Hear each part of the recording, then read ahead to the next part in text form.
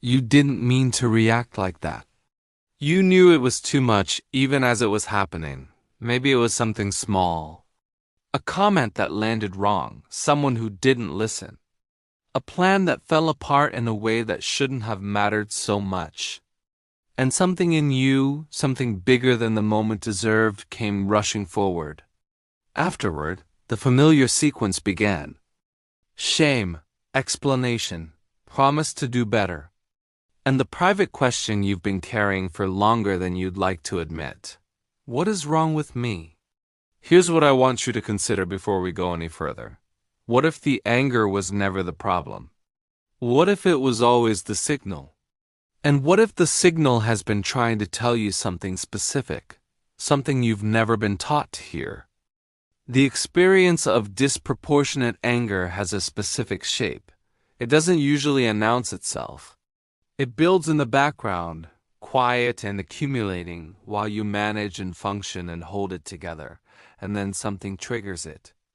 Not always something large, often something embarrassingly small.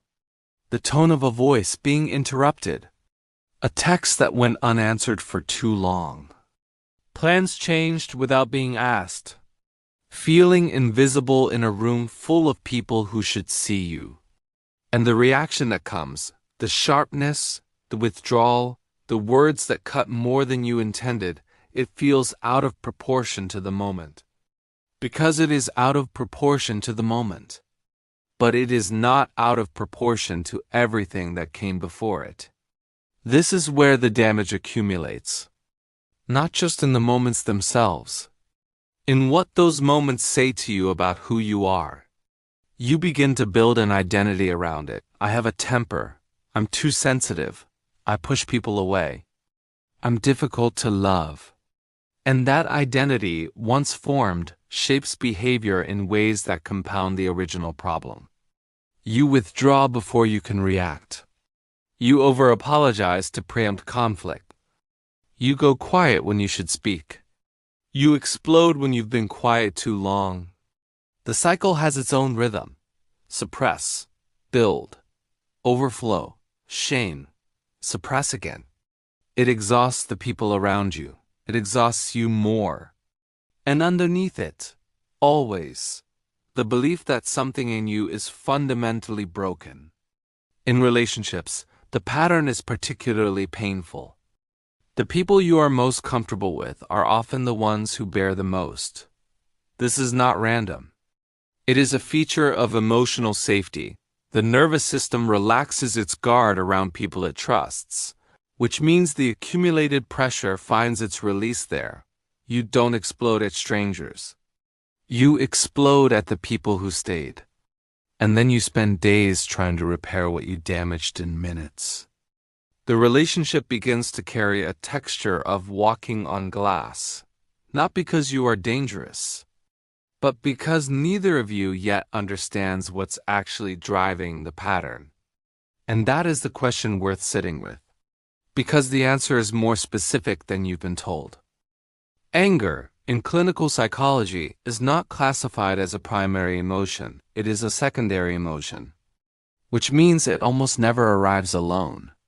Beneath anger, reliably, consistently, across populations and cultures, researchers find something else. First, fear, hurt, shame, grief, longing, emotions that feel too vulnerable to surface directly. Emotions the nervous system learned, often very early, are not safe to show, so the brain wraps them. It converts the soft, exposed vulnerability into something harder, something that feels more like power than weakness, something that creates distance rather than inviting the very closeness that might cause more pain. Anger is not your problem. Anger is your armor. And armor, by definition, exists because something underneath it needed protection. The question is not, how do I control the armor? The question is, what is it protecting? And the answer to that question, when you find it, changes everything. Let's look at what's actually happening inside the brain when anger arrives. 3 mechanisms. each one building on the last. Mechanism 1. The amygdala's threat calculation. The amygdala, the brain's threat detection center, does not distinguish between physical danger and emotional danger. A raised fist and a dismissive tone register in overlapping neural territory. Being ignored by someone whose approval matters to you activates threat responses that are neurologically similar to physical pain. Neuroscientist Naomi Eisenberger's research using brain imaging showed that social rejection activates the same regions as physical pain, specifically the dorsal anterior cingulate cortex. Being left out of a plan, being spoken to condescendingly, being made to feel small by someone you trusted. These are not minor slights the brain can simply reason away. They are threat events. And when the amygdala detects a threat, it fires, fast, before the prefrontal cortex has time to contextualize, moderate, or respond thoughtfully. This is why the reaction feels so immediate, so involuntary. It arrived before you could stop it. Not because you lack control, because the brain's threat system is designed to act before the thinking brain catches up. The question is, why is the amygdala calibrated to read certain things as threats in the first place? That answer lives in the second mechanism. Mechanism 2. Unmet needs and the sensitized threat system. Abraham Maslow mapped human needs in a hierarchy. But later researchers, particularly those in the field of self-determination theory, including Edward Deci and Richard Ryan, identified 3 core psychological needs that, when chronically unmet, create a sensitized threat system. The need for autonomy, to feel that your choices and voice matter. The need for connection, to feel genuinely seen and valued by others. The need for competence, to feel capable and effective in the world. When these needs go unmet, not just once, but repeatedly, over time, the brain begins to calibrate for scarcity. It becomes hypervigilant to signs that these needs are being threatened. A small dismissal becomes evidence of invisibility. A changed plan becomes evidence of powerlessness. A partner's distraction becomes evidence of not mattering. The anger is not disproportionate to the need. It is disproportionate only to the specific moment, because it is carrying the weight of every previous moment. That need went unmet without resolution. The overflow was never really about the last drop. Mechanism 3. Suppression, physiological build, and the release threshold. The third mechanism explains the timing. Why does it often feel like the anger comes from nowhere? Why does the explosion feel disconnected from the accumulation that caused it? Psychologist James Gross's research on emotion regulation distinguishes between 2 primary strategies. Cognitive reappraisal, changing how you think about a situation before the emotional response builds.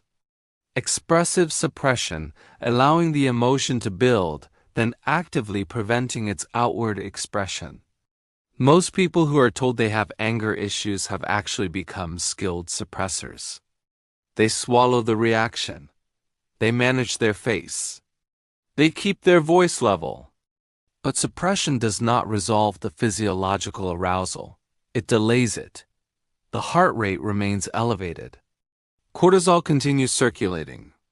The body stays in a state of incomplete processing. And when the next trigger arrives, even a small one, it lands on a nervous system that is already activated. The threshold is lower than it appears from the outside.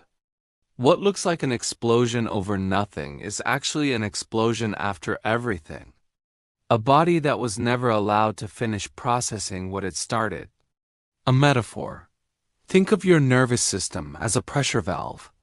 Every unmet need, every swallowed reaction, every moment of suppressed hurt adds pressure. The valve is designed to release gradually, a little at a time. Through expression, through processing, through feeling, and then moving through But if the valve is kept shut, if release is denied again and again, the pressure doesn't disappear. It waits, and eventually it finds the path of least resistance, which is often the person standing closest. The goal is not to weld the valve shut more tightly. The goal is to learn to release the pressure in smaller, steadier, more intentional amounts. And to understand what's creating the pressure in the first place. A simple mental model: anger equals unmet need plus suppression plus trigger. Remove any one of those three variables, and the explosion changes. Meet the need, less pressure accumulates. Process instead of suppress. Less builds up. Understand the trigger. The amygdala recalibrates its threat assessment. This is the map. Now let's talk about how to use it. Section 5. Practical Framework, 5 Principles. Not anger management techniques in the traditional sense. Deeper interventions, each one targeting a specific point in the cycle. Principle 1. Map the need behind the reaction. After an episode of disproportionate anger, not during but after, when the nervous system has settled, ask one specific question. What did I need in that moment that I didn't get? Not, what did they do wrong? Not, why do I always react like this? But, what need was activated? Was it the need to feel heard? To feel like my time was respected? To feel like I mattered enough for someone to be careful with me? This is based on nonviolent communication theory, developed by Marshall Rosenberg. A framework showing that almost every conflict can be traced to an unacknowledged need beneath the expressed emotion. Naming the need does two things neurologically. It activates the prefrontal cortex, bringing the thinking brain online to moderate the amygdala. And it shifts the internal narrative from I am broken to I have a need that hasn't been addressed. Real-life example. You snapped at someone for being 5 minutes late. Afterward, instead of just apologizing, sit with, was it really about the time? Or did the waiting activate something about not being prioritized? The specificity of what you find will surprise you, and it will point you toward what actually needs attention. Principle 2. Create a physiological off-ramp in the moment. When the amygdala has fired and the body is already activated, reasoning is largely offline. The prefrontal cortex is suppressed by elevated cortisol. You cannot think your way through an acute anger response. You have to move through it physiologically. Neuroscientist Andrew Huberman's work on the physiological side, a double inhale through the nose followed by a long exhale through the mouth, shows that this specific breathing pattern activates the parasympathetic nervous system faster than almost any other voluntary action. It directly lowers heart rate. It begins to clear the cortisol spike. It creates a gap, small but real, between the trigger and the response. That gap is where choice lives. This is not about calming down so you can pretend nothing happened. It is about bringing the prefrontal cortex back online so that when you do respond, it is your actual self responding, not just the alarm. Real-life example. Before you replied to the message that made your chest tighten, before you walk back into the room, 2 sharp inhales through the nose, 1 long exhale through the mouth. Twice. That's it. The conversation can wait 90 seconds. Your nervous system cannot afford to skip those 90 seconds. Principle 3. Practice graduated expression. If suppression creates pressure, the solution is not eruption, it is graduated intentional release. Learning to express emotional content in smaller amounts before the accumulation reaches critical mass. This is rooted in the concept of emotional granularity, a term coined by psychologist Lisa Feldman Barrett, describing the ability to identify and articulate emotions with precision. Research shows that people with high emotional granularity who can say I feel dismissed rather than just I feel bad, experience less emotional reactivity overall, because precision reduces ambiguity, and the brain responds to ambiguity with escalation. When you can name specifically what you feel and why, the emotion has somewhere to go. It doesn't need to force its way out. Practice starts small. Once a day, name an emotional state with more specificity than usual. Not stressed, but I feel unacknowledged for the effort I put in today. Not annoyed, but I felt talked over, and that activated something old about not being worth listening to. Real-life example. At the end of each day, write one sentence about what you felt, with as much precision as you can find. Not for anyone else to read, for your nervous system to process what it held. The act of naming completes the circuit that suppression interrupted. Principle 4. Identify your chronic unmet need. The needs that drive most of your reactive anger are not random. They are consistent. Beneath the variation of triggers, the late arrivals, the dismissive tones, the broken agreements, there is usually one or two core needs that have been chronically unmet. Often these needs were unmet earliest. In the family system, in early relationships, in the environments that shaped how much safety you expected from the world. A person who grew up in chaos often has a heightened need for predictability, and plan changes register as threat. A person who grew up feeling invisible often has a heightened need to be heard, and being interrupted activates something far older than the conversation. This is not about assigning blame. It is about understanding the calibration. Schema therapy identifies these as core emotional needs, and their chronic frustration as the source of most adult emotional reactivity. Real-life example. Look at the last 5 times you felt disproportionately angry. What was the common thread? Not the surface trigger, the underlying theme. Chances are, the same need appears in most of them. That need is the real address of the work. Principle 5. Renegotiate how you meet the need. Once you've identified the core need, the final step is the most important, and the most often skipped. Finding legitimate, sustainable ways to meet that need, rather than waiting for others to meet it and reacting when they don't. Psychologists working within self-determination theory are clear on this point. Needs that are met proactively create psychological stability. Needs that are left to chance, dependent entirely on external circumstances and other people's behavior, create chronic vulnerability. If your need is to feel heard, what structures can you build in your own life that provide that? A trusted person you speak with honestly, a journaling practice, creative expression. If your need is autonomy, where in your life can you build more genuine agency rather than waiting to be given it? This is not about becoming self-sufficient in isolation. It is about understanding that no single relationship, no single person can bear the entire weight of a chronically unmet need. The need is real, the need is valid, and it deserves more than a single source. Real-life example. If you regularly feel unseen at work, and that need drives most of your reactivity, ask, where else in my life am I genuinely witnessed?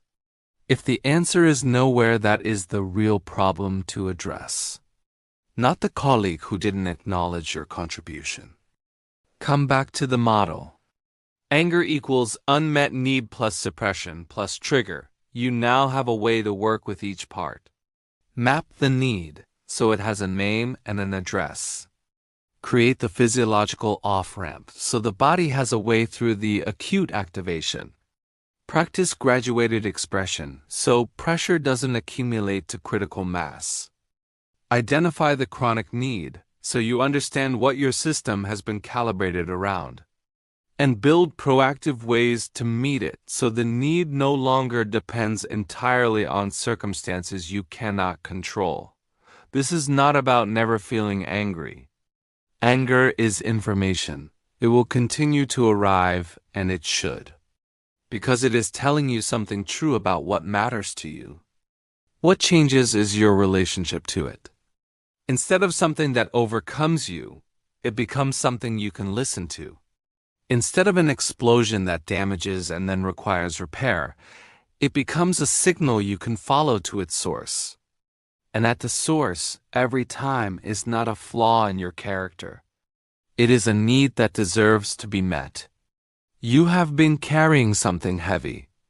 Not just the anger, the shame that followed it. The belief that this part of you, the part that flares, that reacts, that overflows, is the worst part of you, the part that makes you difficult, the part that pushes people away. I want to offer you a different frame. That part of you is not the worst of you. It is the most unheard part of you. The part that has been waiting, sometimes for decades, for someone to ask what it actually needs. Instead of telling it to be quiet, instead of managing it into the background, instead of apologizing for it before anyone else even objects. Your anger has been speaking the only language it was given. The language of pressure and release, of holding and eventually overflowing. What this video has offered you is a different language. More specific, more honest.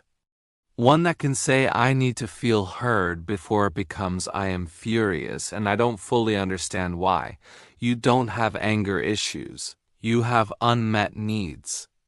And unmet needs, unlike character flaws, can be addressed. One honest naming at a time. One small release before the pressure builds. One proactive step toward what you've always needed but rarely asked for directly. The anger was never the enemy. It was the messenger. And now, for the first time, you can hear what it has been trying to say.